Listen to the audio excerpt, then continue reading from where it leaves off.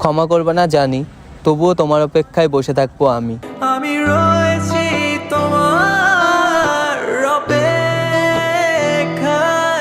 So hello guys, welcome back to my channel. তো চলে এসেছি তোমাদের জন্য আরও একটা নতুন ভিডিও নিয়ে। তো দেখতেই পাচ্ছ আমার সাথে রয়েছে আমার অনেক দিনের বান্ধবী।